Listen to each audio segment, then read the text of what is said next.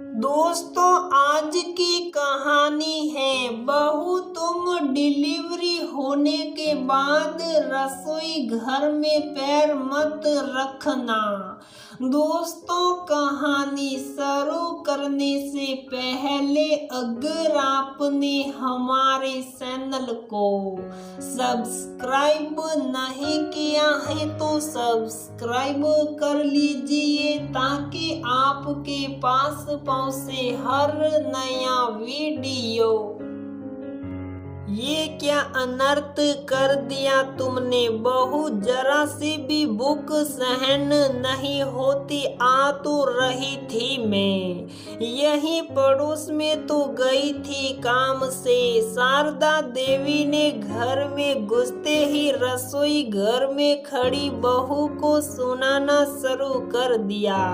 तुम्हें जरा सी भी अकल नहीं है बहू, क्या तुम्हें पता नहीं कि जापे बच्चे की डिलीवरी के बाद का समय मैं रसोई घर में नहीं जाते, 40 दिन का परहेज माना जाता है। तुमने मेरी सारी रसोई अशुद्ध कर दी। अब मुझे ये रसोई घर शुद्ध करने में समय लग जाएगा। वैसे ही जापे के इतने सारे काम होते हैं, तुमने मेरा काम और बढ़ा दिया। मुझे ये तो पता थी कि तुम में समझ नहीं है, लेकिन तुम इतनी ना समझ निकलोगी ये बात मैंने सपने में भी नहीं सोची थी। पर माँ जी, वो गुड़िया बुक किंजल शारदा देवी का गुस्सा देखकर कुछ ज्यादा ना बोल पाई। अरे कुछ तो समझ देनी चाहिए थी बेटी को, कुछ तो रीति रिवाज भी समझाने चाहिए अपने बच्चों को। आखिर समाज में जीने के लिए ये सब रिवाज भी पता होने चाहिए, लेकिन बस बेटी को पढ़ा दिया, हो गया काम। अब शारदा देवी का इशारा सीधे सीधे अपने समधन की तरफ था। बस कीजिए माँ जी, बहुत हो गया। किंजल भी अब गुस्से में आ गई थी।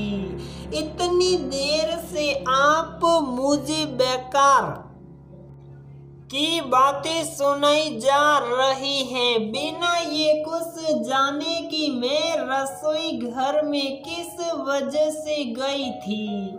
माँ जी, आपको भी पता है कि डिलीवरी में कुछ गड़बड़ी की वजह से मेरे इतना दूध नहीं बन पा रहा है जितना बनना चाहिए। मैं अपनी बेटी को सहा कर भी माँ के दूध की उतनी मात्रा नहीं दे पा रही हो। वैसे भी माँ का दूध तो सही मात्रा में तब बनेगा जब माँ, यानी कि मैं सही तरीके से खाऊंगी। एक माँ के लिए बच्चे को जन्म देना एक दूसरी जिंदगी के बराबर होता है, और उसके शरीर की कमी को हम अच्छा खान पान देकर पूरा कर सकते हैं। लेकिन आपको तो घर के कामों से और बाकी चीजों से फुर्सत मिले तब मेरी और मेरे खाने की तरफ ध्यान दे। इसकी वजह शायद बस यही है कि मैं अपने पति सौरभ की पसंद हूँ, आपकी नहीं। इसलिए आप मेरे प्रति इतनी लापरवाही बरत रही हैं, और ऊपर से बेटी का होना इस बात में इजाफा कर गया, क्योंकि आपको तो पोता चाहिए था। लेकिन एक माँ को इससे कोई फर्क नहीं पड़ता कि उसने बेटे को जन्म दिया है या बेटी को, उसके लिए उसकी ममता, उसकी चाहत, उसका प्यार और उसकी चिंता बेटे और बेटी दोनों के लिए बराबर होती है। किंजल बोली, नवजात शिशु रात में अधिक कतर ज्यादा जागते हैं, जिससे वह रात में कई बार टॉयलेट और पोटी जाते हैं तो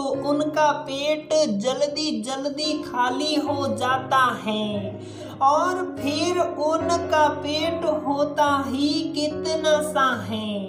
एक बार टॉयलेट गए तो पेट खाली, बोतल में पानी खत्म होने की वजह से मैंने सुबह भी आपको उबला हुआ पानी देने को बोला था, जिससे मैं बेटी के लिए फार्मूला मिल्क बना पाऊँ। आपको तो मैंने मिल्क बनाने के लिए भी नहीं बोला, केवल पानी मांगा था। लेकिन आपको तो ना मेरी चिंता है ना मेरी बेटी की। आप अभी 5 मिनट में आती हो कहकर बिना पानी दिए ही पड़ोस में चली गई। हाँ, पर तुम्हें मेरा इंतजार तो करना चाहिए था, शारदा देवी बोली। पर कितना माजी, किंजल बोली। पड़ोस में जाकर बातों में आपको कब 2 घंटे हो गए, शायद आपको पता नहीं चल पाया। शारदा देवी ने एक नजर सामने लगी दीवार घड़ी पर डाली। बहू की बात सच थी, मैं काफी देर से आपके आने का ही इंतजार कर रही थी। मैंने आपको फोन भी किया था, लेकिन आप फोन घर पर ही छोड़ गई थी। ससुर जी ऑफिस गए थे और दीदी कॉलेज, इसलिए मैं यहाँ रसोई घर में बच्चे के लिए पानी उबालने आ गई।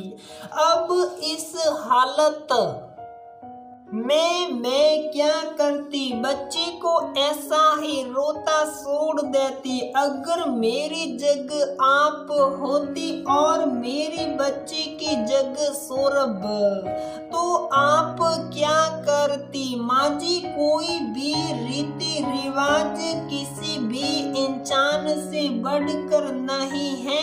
इंसानों से रीति रिवाज है ना कि रीति रिवाज से इंसान जरूरत पड़ने पर या मजबूरी होने पर अगर कोई रिवाज बदलना भी पड़े तो कोई बात नहीं, किंजल ने समझाया। शारदा देवी अपने रीति रिवाज की सोचा विसारी में रसोई घर की सफाई करने चली गई। दोस्तों, कई बार ऐसा होता है कि किसी मजबूरी वश हम कई रीति रिवाजों को परंपरागत तरीके से नहीं निभा पाते। अगर समय या जरूरत के अनुसार रीति रिवाजों में थोड़ा बहुत फेर बदल करना भी पड़े तो इसमें कोई भी हर्ज नहीं होना चाहिए। रीति रिवाज इंसानों से हैं, ना कि इंसान रीति रिवाजों से।